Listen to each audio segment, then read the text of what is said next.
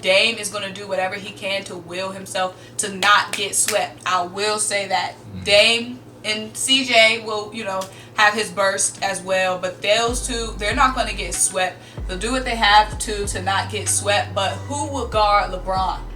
And then once you figure that out, okay, AD. Well, I know Yusuf Nurkic is going to guard AD. How effective he'll be guarding AD's still going to get off if AD want to get off. He's that caliber of a player. As far as we're going LeBron, I don't know. And Melo saying, he want to guard LeBron. I'm sure LeBron would love that. Good luck. Melo, you want to guard LeBron? Good luck. I don't know if you still want to guard LeBron. I don't know if you still got that in you. Well, if anybody know, yeah, his secrets, it would be Melo. I mean, they drink together. They drink together. They've always wanted to play together. LeBron might be like sipping that brown. Melo, you know what? You know my Achilles heel is, bro. Thinking Melo never gonna be back in the league. Basically, yeah, the Trailblazers aren't gonna be able to keep up defensively. And also we talked about LeBron and we talked about AD. But Kuzma, people have been saying he's been inconsistent, really in the bubble. But really, he's had his best 3 defensive games. His last 3 games in the bubble was his best stretch defensively. So he's coming off hot defensively. And even though... He also hit that game winner, too.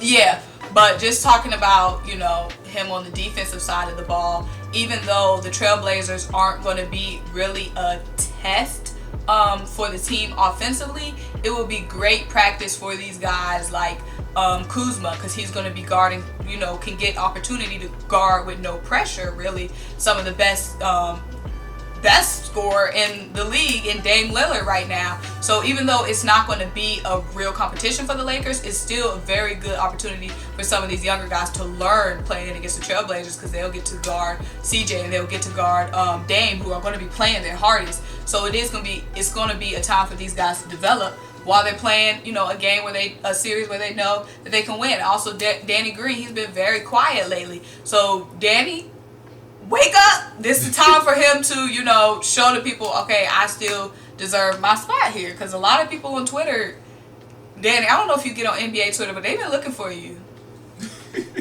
That's one thing I will say, while you bring that up, that's one thing I will say about this matchup. Danny Green is going to be an X factor, whether he can shoot or not, because a lot of times I feel like he's going to end up having to guard either Dame or CJ McCollum a lot of the time. And he's going to have to exert a lot of energy on defense. Now, will that affect his three-point shooter or not? We'll have to wait and see. So that could be a big thing. Danny Green, we might not see much of Danny Green on offense because he's having to do a lot on defense. The same could be said for Kentavious Caldwell-Pope, who might be having to guard Dame Lillard and CJ McCollum as well. So those guards, who we are used to seeing be able to score and shoot it, they might be losing a little bit of their legs because of so much energy they're using on defense. So we might see a lot of the scoring low on LeBron and AD. And while they both can fill it up, no problem, we'll have to see if that causes any issues for the Lakers offensively. For sure. Now let's get into... just quickly, OKC versus the Rockets. Very, very emotional game. Russ is going to be playing against his old team. Harden's going to be playing against his old team as well. And Chris Paul is going to be playing against his old team. A lot of emotions. A lot of emotions on the court. A lot of old flames out there. Right, a lot of old flames out there. So, Russ obviously is not going to be playing. But it's still going to be interesting to see this matchup. Harden and Chris Paul are going to be meeting up for the first time in the playoffs. We all know last year they were the duo that was teaming up to try to win it all and came up short. Yeah, for sure. I mean, it's going to be some emotion there. Chris Paul is going to have a chip on his shoulder. Watch out for Chris Paul to have a big series. I know Chris Paul's going to have a chip on his shoulder like, okay, y'all thought y'all couldn't get done with me, so y'all shipped me off. They left me out to hang out to dry in OKC. Well, I built up OKC, and now OKC coming for y'all next, period.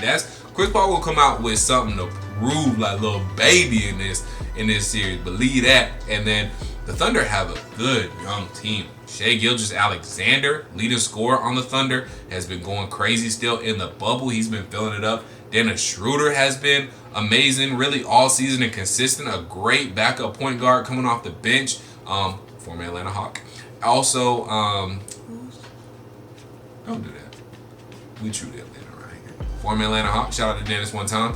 Also, got Steven Adams, a great big man. That's one thing, one big thing the Oklahoma City Thunder are going to try and exploit in this series is their length and size. Shai Gilgeous-Alexander, big 2 guard. He'll be able to fill it up. He'll have some mismatches against, whether it's PJ Tucker or Ben McLemore or Daniel House Jr. He'll have some mismatches and he'll have some opportunities to take over and really, make his mark known in that series, because we all know the Rockets don't play that much defense. So if OKC can keep up with the Rockets offensively, which I think they can, and kind of hanker down defensively and figure out, how to stop OKC offensively, OKC could very much win this series and knock out Houston early. I wouldn't be surprised to see that. They can figure out a way to really use Steven Adams in the post and take advantage of him in the post there, because Steven Adams is towering over everybody. That's true. That small ball not gonna match up with him. Yeah, so he's towering over everybody down there. So if they can figure out how to get Steven Adams mixed in the offense, who can score? Steven Adams is a good scoring big man, got good footwork, good hands. He has a nice little jump shot. He's got good post moves. OKC could very much win this series. Y'all watch out for this, man. It's going to be a good series. Chris Paul got something to prove. Gilgeous-Alexander's nasty. Steven Adams is a big man. Y'all watch out for the Thunder now. Anyways, thank you so much for watching this video. Let us know what you guys think. Let us know.